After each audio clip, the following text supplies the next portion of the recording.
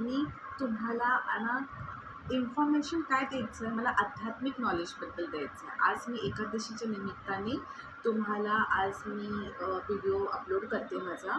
मला एकच बोलायचं आहे, ह्या या गोष्टी तुम्ही इम्पॉर्टंट गोष्टी आहेत ते तुम्हाला लक्षात आल्या पाहिजेत की आपण काय करतो. जसं फॉर एक्झाम्पल आपण लहान असताना आपले आई बाबा काय चुकीचं काय बरोबर ह्या गोष्टी सांगत असतात.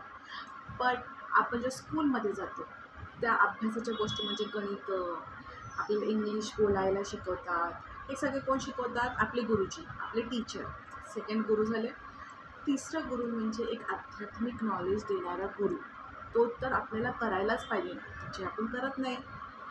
ते का करायला पाहिजे? म्हणजे फॉर एक्झाम्पल आता हे आपला हा एक सोल आहे. आपण एक काय आहोत? एक माणूस नाही आहोत. आपण एक सोल आहे. आपण एक देवाची शक्ती आहोत. आता सकाळ सकाळ उठून आपल्याला काय बोलायला सांगतात? कराग्रे वसते लक्ष्मी, करमध्ये सरस्वती, करमुले तू गोविंदम, प्रभाते करदर्शनम असं बोलायला शिकवतात. अर्थातच आपल्या हाताला बघून का बोलायला शिकवतात? कारण की आपलं शरीर हे देवाचं आहे. देव आपल्या शरीरात बसलेला आहे, म्हणजे आपल्या सोलमध्ये आहे.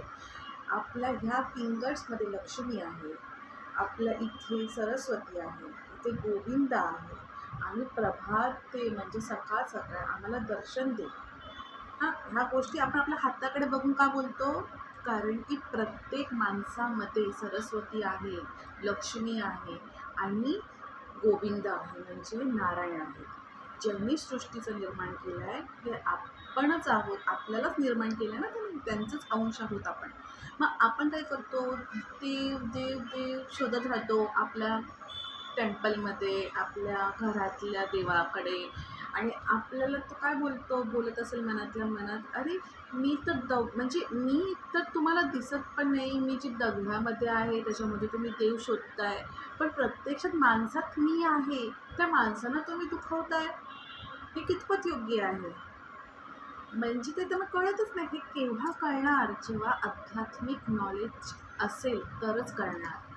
म्हणजे जसं आता मी तर तुम्हाला सजेस्ट करेन की हरिपाठ, ज्ञानेश्वरांनी लिहिलेलं हरिपाठ हे तुम्ही सगळ्यांनी वाचवा. हरिमुख बोलत राहा, हरिमुखे म्हणा, हरिमुखे म्हणा. पुण्याची गणना कोण करी? आपण पुण्याची गणना नाही करू शकत. आपण ना माणसं आहोत. हातामध्ये आपल्या गोष्टी आहेत, काही नाही आहेत. कधी आपल्याकडे पाप होतं आहे, कधी पुण्य होतं आहे. म्हणून पुण्याची गणना तुम्ही करूच नका. तुम्ही फक्त हरिमुख बोलत जावा, हरिमुखे म्हणा, हरिमुखे म्हणत जावा.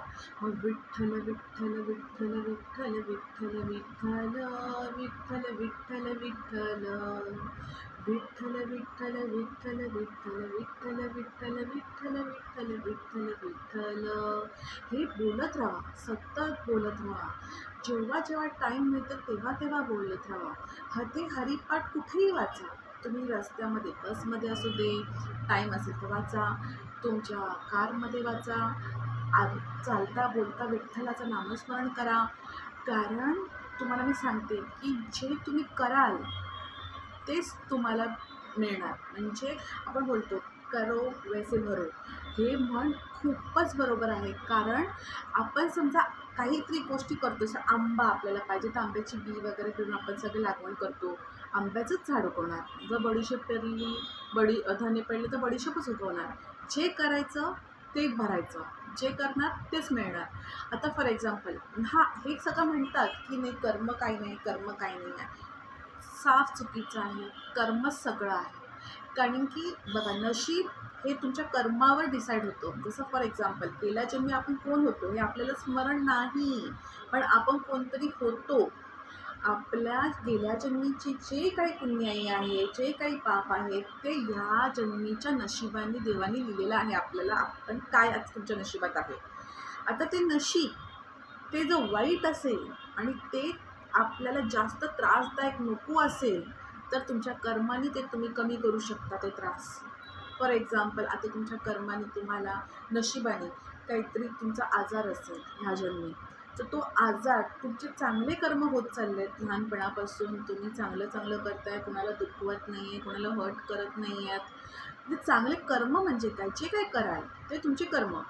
तुम्ही जेवण बनवताय ते कर्म, तुम्ही जेवू घालताय ते कर्म, अभ्यास करताय ते कर्म, कोणाला फटकन बोलताय तर कर्म, कोणाला पैशावाल्या मदत करताय ती कर्म, कोणाकडून लुबाडताय ती कर्म, सगळ्या गोष्टी जे कराल ते कर्म.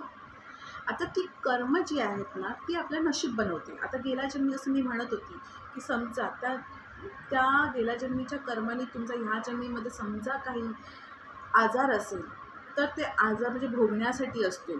पण तुमचे जे ह्या जन्मीचे कर्म जर चांगले असतील तर ते आजार तुम्हाला तेवढे त्रासदायक नसणार.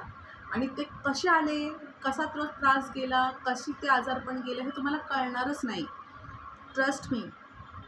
म्हणूनच ह्या गोष्टी आहेत. आणि हे कसं आहे माहिती, हे चक्र आहे, चक्र.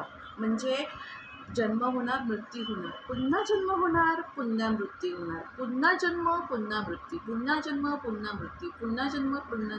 हे सत्य आहे, कारण हे भगवद्गीतेत लिहिलेलं आहे.